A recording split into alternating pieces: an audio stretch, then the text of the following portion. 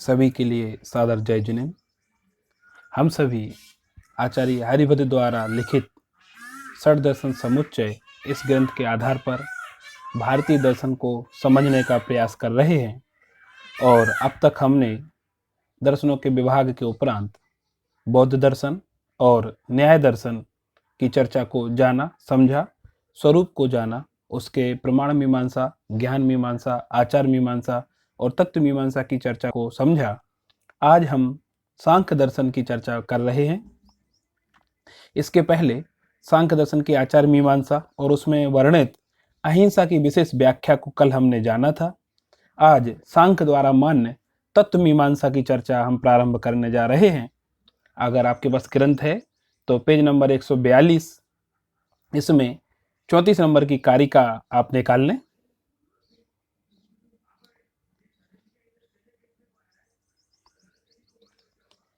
देखिए, सांख्य दर्शन के संदर्भ में कल बताया था आपको कि सांख्य दर्शन के प्रवर्तक कपिल मुनि हैं और सांख्य दर्शन को सर्वप्राचीन दर्शन माना जाता है क्योंकि इसका उल्लेख महाभारत में भी प्राप्त होता है और महाभारत के साथ साथ वेदों में इसका उल्लेख विशेष रूप से प्राप्त होता है। इस दृष्टि से चूंकि वेद को प्राचीन माना जाता है और सांख्य तत्व मीमांसा विशेष रूप से वहाँ वर्णित की गई है, इसलिए इसे सर्वप्राचीन दर्शन के रूप में स्वीकृत है। इसके मूलभूत विचारों को एक बार मैं पुनः आपके सामने रखता हूँ। चेतन और अचेतन दोनों प्रकार के तत्वों का अस्तित्व वास्तविक है। दोनों का स्वतंत्र अस्तित्व होने पर भी परस्पर सहयोग से ही सर्ग आदि जगत का कार्य निर्वाह संभव है, अर्थात बिना जड़ और चेतन के या बिना प्रकृति और पुरुष के संसार का अस्तित्व संभव नहीं है।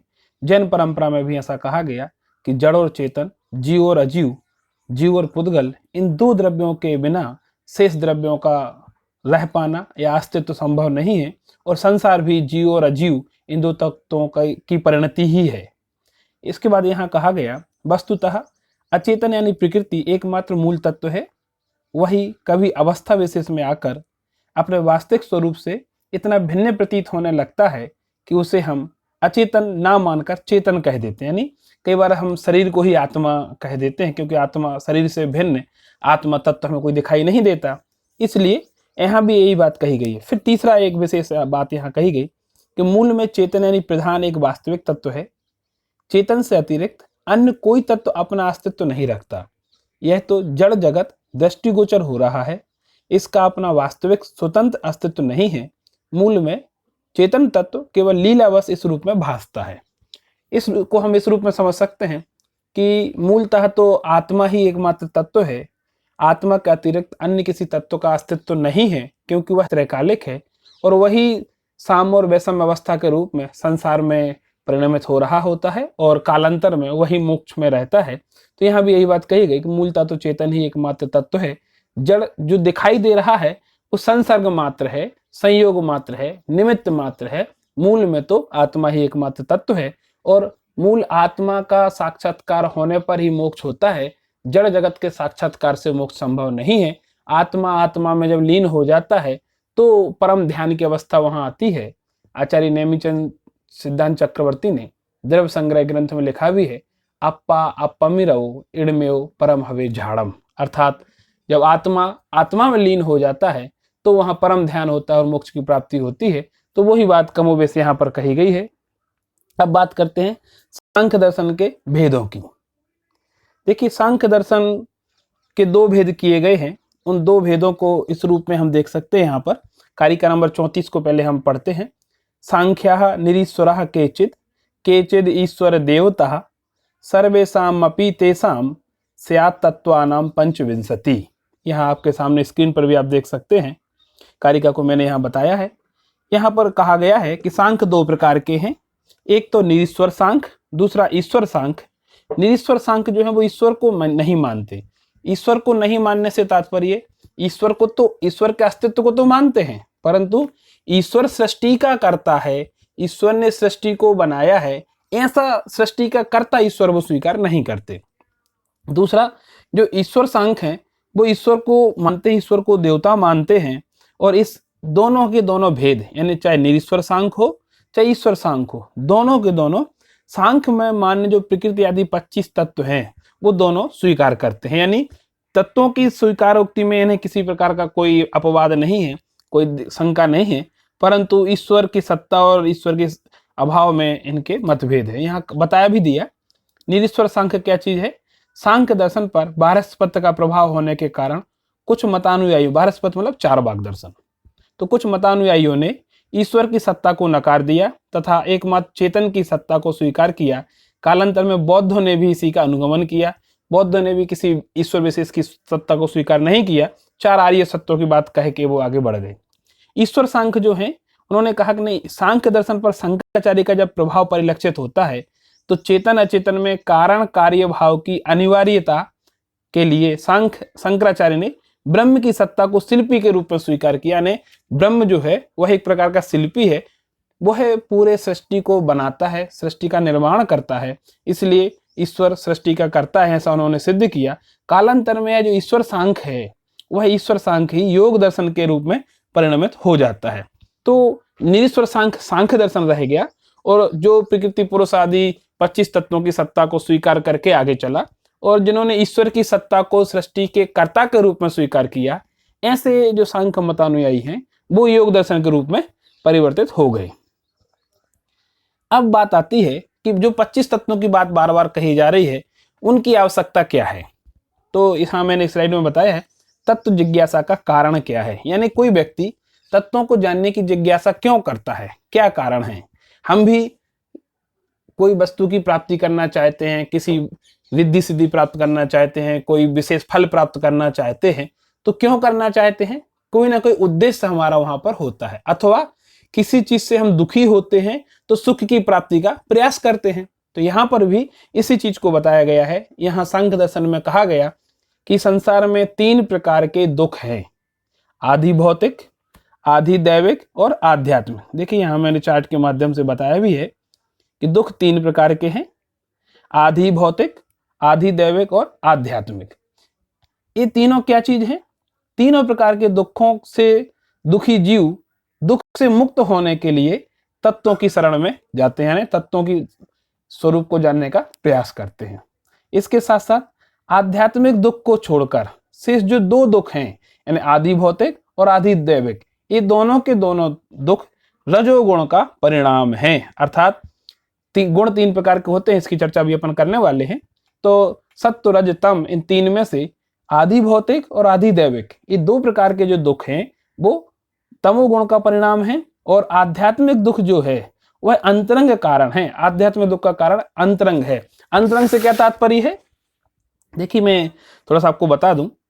अंतरंग से तात्पर्य है जो जिसका कारण आंतरिक है। आंतरिक कैसे होता है? मान लीजिए मन में विचार उत्पन्न होते हैं, कसाय उत्पन्न होती हैं, पाप उत्पन्न होते हैं, शुभ अशुभ भाव उत्पन्न होते हैं, इनसे जो दुख उत्पन्न होता है वो आंतरिक दुख है। और बाह्य कारणों से जो दुख उत्पन्न होता है वो बाह्य दुख है। देखिए यहाँ दुख के जो 3 प्रकार किए गए हैं, आध्यात्मिक, आधि दैविक, आधि भौतिक, इनमें से आधि दैविक और आधि भौतिक रजोगुण का परिणाम है, आपको बता दिया गया। इसके साथ साथ आध्यात्मिक दुख जो है वह उसका कारण आंतरिक है, तो आंतरिक को वापस इन्होंने 2 भागों में विभाजित कर दिया। आध्यात्मिक दुख की प्राप्ति शरीर और मन, इन 2 के माध्यम से होती है। शरीर से कैसे होती है? शरीर में जो वात पित्त कफ आदि रोग उत्पन्न हो जाते हैं, ज्वर अतिसार आदि उत्पन्न हो जाते हैं, और विविध प्रकार की व्याधियां बीमारियां उत्पन्न हो जाती हैं, उनसे जो दुख उत्पन्न होता है वह भी आत्मा को दुखी करने वाला होने से आध्यात्मिक दुख कहलाता है। इसके साथ साथ मन, देखिए शरीर में जब कष्ट होता है उस कष्ट से मन व्याकुल होता है, मन में बेचैनी उत्पन्न होती है, और मन व्याकुल होता है तो आत्मा को भी व्याकुल कर देता है। देखिए जैन दर्शन में एक बात कही गई है, कसाय, कसाय शब्द का प्रयोग किया गया। और कसाय कैसे कहा गया? जो आत्मा को कसे, अर्थात दुख उत्पन्न करे आत्मा में, उसे कसाय कहते हैं। तो आत्मा में दुख उत्पन्न किन कारणों से होता है? शरीर और मन, इन 2 के माध्यम से ही आत्मा में दुख उत्पन्न होता है। इसलिए यहाँ भी सांख्य दर्शन में आध्यात्मिक दुख के कारणों में विशेष रूप से शरीर और मन, इन 2 को लिया, यानी शरीर में उत्पन्न होने वाले दुख और उन दुख का परिणाम जो कष्ट रूप अनुभव है वह मन के माध्यम से होता है। इसलिए दोनों भीतरी कारण होने से, आंतरिक कारण होने से आध्यात्मिक दुख के परिणाम के अंतर्गत माने गए हैं। और बाह्य कारणों से उत्पन्न दुख जो है वो दो हैं, आधिदैविक और आदि भौतिक। ये आधिदैविक और आदि भौतिक, ये दोनों दुख बाह्य कारणों से उत्पन्न होते हैं। बाह्य कारण कौन कौन से हैं? आधिदैविक का बाह्य कारण है यक्ष राक्षस भूत प्रेत आदि से प्राप्त दुख। किसी को कहते ना, किसी को भूत लग गया, कोई व्यंतर पीछे पड़ गया, कोई बाह्य ऊपरी कारण जिसके दुख का है उसे आधिदैविक कहते हैं। और आदि भौतिक क्या चीज है? मनुष्य को मनुष्य के द्वारा दिए जाने वाला कष्ट, पशु आदि से प्राप्त कष्ट या किसी हिंसक जानवर से प्राप्त कष्ट, वो कहलाता है आदि भौतिक। अथवा मान लीजिए हमारे पास कोई वस्तु थी, बहुमूल्य वस्तु कोई चुरा ले गया, तो वस्तु के जाने से जो दुख हुआ वो भी आदि भौतिक है। हो सकता है वो मनुष्य द्वारा दिया गया हो, तो मनुष्य और पशु आदि के द्वारा जो भी दुख प्राप्त होते हैं उसे आदि भौतिक दुख कहा जाता है। तो 3 प्रकार के दुख यहाँ पर बताए गए, आध्यात्मिक, आधिदैविक और आदि भौतिक। इन तीनों प्रकार के दुखों से दुखी होकर जब मनुष्य इनसे मुक्त होने के लिए तत्पर होता है, सन्नद्ध होता है और मुक्त होना चाहता है, तब वह जो प्रधान प्रकृति आदि जो 25 तत्व सांख्य दर्शन ने माने हैं, उन 25 तत्वों को जानने की जिज्ञासा उसमें उत्पन्न हो जाती है। और वह जीव, दुखी जीव, संसार से दुखी जीव या तीनों प्रकार के दुखों से दुखी जीव 25 तत्वों को जानने के लिए तत्वों की शरण में चला जाता है। अब अभी जो हमने गुणों की बात की कि इसमें रजोगुण के परिणाम के रूप में जो 2 बाह्य दुख हैं, आधिदैविक और आदि भौतिक, तो गुण की चर्चा भी ग्रंथ में विशेष रूप से की गई है, उसको भी हम यहाँ आपके सामने एक बार रखते हैं। देखिए यहाँ गाथा नंबर 35, यहाँ 34 टाइप हो गया है, इसको थोड़ा करेक्ट कर लें। गाथा नंबर 35 है, यहाँ कहा गया है सत्वम रजसः तमश्चेति गेयम तावत गुणत्रयम प्रसादता पदैन्यादिकार्य लिंगम क्रमेण तत्। अर्थात 3 प्रकार के गुण, सत्व, रज और तम, ये 3 गुण हैं। उन तीनों गुणों का कार्य भी बता दिया गया। सत्व गुण का कार्य प्रसाद है, यानी सुख उत्पन्न कराना है। रजोगुण का कार्य ताप है, यानी दुख उत्पन्न कराना है।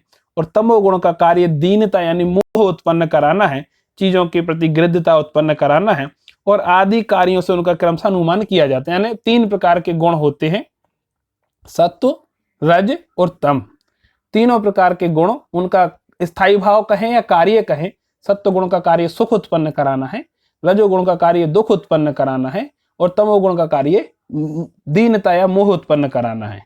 और तीनों प्रकार के गुणों में से जो आधिदैविक, आधि भौतिक और आध्यात्मिक दुख हैं, उन तीनों प्रकार के दुख का कारण क्या है? रजोगुण। तो हमने इस बात को अभी पहले चर्चा कर भी ली है। इस प्रकार से यहाँ पर गुणों की चर्चा विशेष रूप से की गई है। ग्रंथ में टीका के माध्यम से सत्व, रज, तम, इनको समझाने के लिए बहुत विस्तृत वर्णन दिया गया है। दीनता, मूढ़ता की बात कही गई है।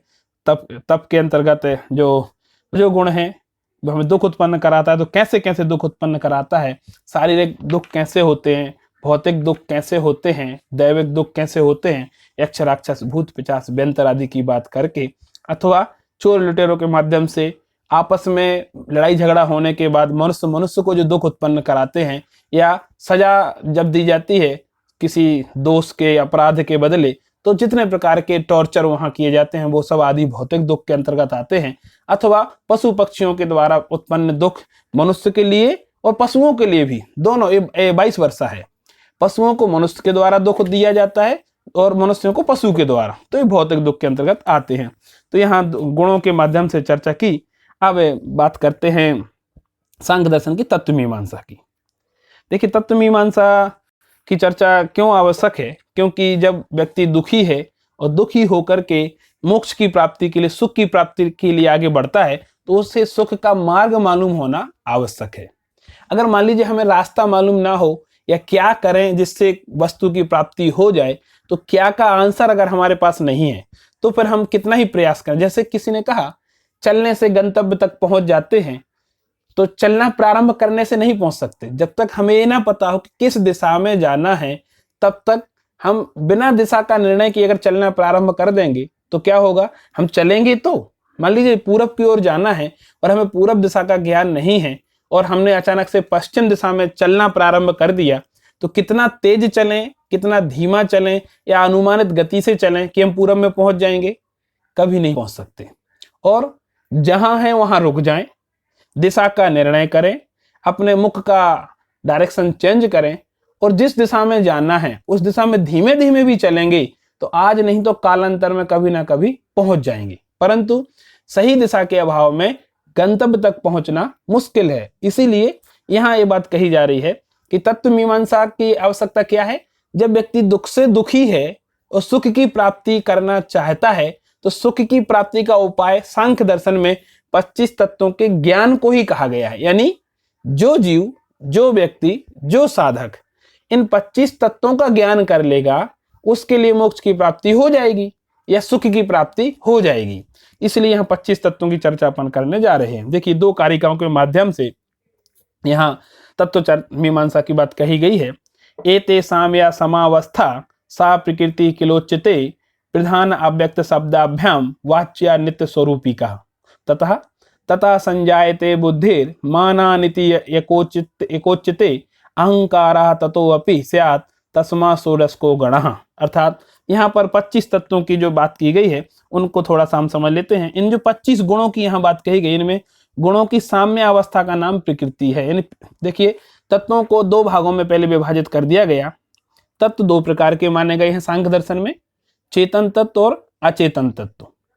चेतन तत्व को पुरुष तत्व कहते हैं और अचेतन तत्व को प्रकृति तत्व कहते हैं। ये जो 2 प्रकार के तत्व यहाँ हो गए, चेतन अचेतन कहें या प्रकृति और पुरुष, इन दोनों प्रकार के तत्वों में अभी हमने जो बात की थी 3 प्रकार के गुणों की। देखिए, सत्व, रज और तम 3 प्रकार के गुणों की बात हमने अभी की थी। इन तीनों प्रकार के जो गुण हैं, सत्व, रज, तम, इन तीनों गुणों की साम्य अवस्था का नाम तो प्रकृति तत्व है। यानी सत्व, रज, तम, इन तीनों प्रकार के जो गुण हैं इनकी साम्य अवस्था, समान अवस्था, ना तो सत्व का अधिक हो, ना रज का अधिक हो, ना तम का अधिक हो, तुल्य अवस्था की स्थिति जो होती है उसे प्रकृति कहा जाता है। प्रकृति को प्रधान तत्व भी कहते हैं अथवा प्रकृति को अव्यक्त तत्व भी कहते हैं।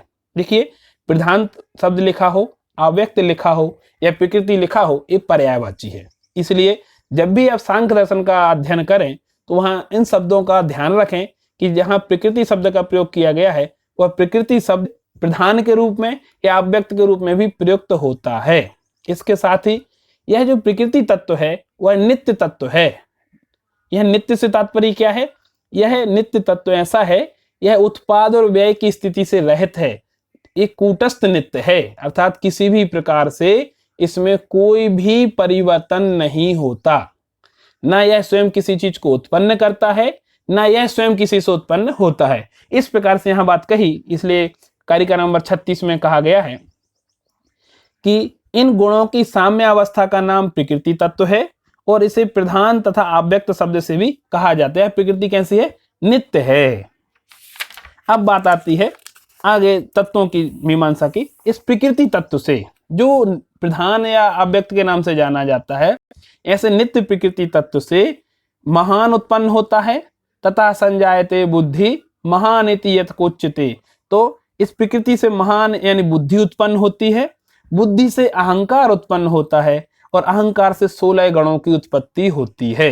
तो प्रकृति एक तत्व हुआ, महान यानी बुद्धि दूसरा तत्व हुआ, बुद्धि से अहंकार तीसरा तत्व हुआ और अहंकार के बाद 16 गण उत्पन्न होते हैं। तो 3 और 16 19 हो गए और 5 तन्मात्राएं यानी 5 महाभूत की बात आगे करेंगे तो 19 और 5 24 और एक जो मूल तत्व है पुरुष तत्व उसको जोड़ देने पर इसके 25 भेद यहाँ पर हो जाते हैं। अब हम इनकी एक एक की चर्चा करते हैं।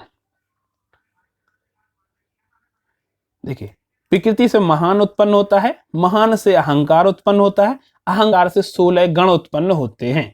अब ये 16 गण कौन कौन से हैं, इन गणों की चर्चा हम यहाँ पर करने जा रहे हैं। कारिका नंबर 38 और 39 इन 2 कारिकाओं के माध्यम से 16 प्रकार के गणों की चर्चा की गई है। स्पर्शनम रसनम घ्राणम चक्षु श्रोतम च पंचमम पंच बुद्धि इंद्रियाणि यत्र तथा कर्मेंद्रियाणि च पायोपस्तवच प्राणी पादाख्यानि मनः तथा अन्यानि पंच रूपादि तन्मात्राणि इति षोडशः। यहाँ पर मैंने 16 विभाग करके दिखा दिए हैं। देखिए, 5 बुद्धि इंद्रियां हैं, 5 कर्मेंद्रियां हैं, 5 तन्मात्राएं हैं और एक अनिंद्रिय यानी मन है। बुद्धि इंद्रियां स्पर्शन, रसना, घ्राण, चक्षु, कर्ण, ये 5 बुद्धि इंद्रियां हैं, 5 कर्म इंद्रियां हैं। इनके ही जो विषय हैं, मल स्थान, मूत्र स्थान, मुंह यानी वचन का उच्चारण स्थान, हाथ और पांव, इसके साथ साथ इनके जो गुण या विशेषण कहें या इनका जो कार्य है वो रूप, स्पर्शन रूप को, रसना रस को, घ्राण गंध को, चक्षु स्पर्शन स्पर्श को, रसना रस को, घ्राण गंध को, चक्षु रूप को और श्रोत इंद्रिय जो है वो शब्द को, इनको जानती है। और इसके साथ साथ एक मन है अनिंद्रिय। इस 16 प्रकार के गण यहाँ माने गए। तो प्रकृति से महान यानी बुद्धि उत्पन्न होती है, महान से अहंकार उत्पन्न होता है और अहंकार से 16 गण उत्पन्न होते हैं। और इस प्रकार से 19 तत्वों की बात यहाँ कह दी गई है। अब जो 5 तन्मात्राएं हैं उनकी बात भी यहाँ कहने जा रहे हैं। 5 तन्मात्राएं कौन कौन सी हो गई? 5 तन्मात्राएं अभी जो लास्ट में बता दी गई हैं यहाँ पर, यानी रूप, रस, गंध, स्पर्श और शब्द, ये 5 तन्मात्राएं हैं। और इन 5 तन्मात्राओं से 5 महाभूत की उत्पत्ति होती है। महाभूत के लिए कारिका नंबर 40 यहाँ दी गई है। रूपा तेजो रसादापो गंधाद भूमि स्वरान्नभा स्पर्शाद वायु तथैव च पंचमो भूत पंचकम। अर्थात रूप से रस अग्नि की उत्पत्ति होती है, रस से जल की उत्पत्ति होती है, गंध से पृथ्वी की उत्पत्ति होती है, शब्द से आकाश, शब्द गुणागम आकाश, शब्द आकाश से उत्पन्न होता है और स्पर्श वायु से उत्पन्न होता है। देखिए अग्नि यानी तेजो द्रव्य, इस रूप की उत्पत्ति होती है। जल से रस का ज्ञान होता है, पृथ्वी से गंध और आकाश से शब्द और वायु से स्पर्श। इस प्रकार से 5 महाभूतों की उत्पत्ति 5 तन्मात्राओं के माध्यम से होती है। तो प्रकृति महान, महान से अहंकार, अहंकार से 16 गण, 16 गण से 5 तन्मात्राएं, इस प्रकार से 24 तत्वों की बात यहाँ पर कह दी गई। देखिए सांख्य ईश्वर कृष्ण ने सांख्य कारिका में भी कहा गया है, प्रकृति महान ततो अहंकार तस्मात् गण षोडश कहा तस्मात् अपि षोडश का पंचभ्य पंचभूतानि। अर्थात प्रकृति से महान, महान से अहंकार, यहाँ महान और बुद्धि एक ही है। अहंकार से 16 गणों की उत्पत्ति होती है। इन 16 गणों से 5 महाभूत की उत्पत्ति होती है तथा पुरुष प्रधान तत्व है, इन सबसे पृथक है। इस प्रकार से 25 तत्व सांख्य दर्शन में मान्य है। इनमें पुरुष तत्व आत्मादि 24 तत्वों से भिन्न है। आत्मादि से तात्पर्य यहाँ पर प्रकृति आदि से है, भिन्न, इन सब से भिन्न है, अकर्ता है और निर्गुण है। परंतु यह निर्गुण होकर के भी भोक्ता है, नित्य चैतन्यवान है, चैतन्य से रहित नहीं है। इस प्रकार से सांख्य दर्शन में 25 तत्वों का विशेष रूप से वर्णन किया गया है। और हमने अभी तक सांख्य दर्शन में जो तत्व मीमांसा का वर्णन किया गया उसकी चर्चा यहाँ पर की है। आप लोग भी इस ग्रंथ को और थोड़ा सा पढ़ें और पढ़ के कुछ अगर शंका आपको मन में आती है तो शंका मुझे भेजें, जिससे कि उसका समाधान किया जा सके। और ये सारी क्लासेस आपको मेरे YouTube चैनल जैन योगेश 99 के माध्यम से उपलब्ध कराई जा रही हैं, तो आप उसे सब्सक्राइब करके इन कक्षाओं का निरंतर लाभ ले सकते हैं।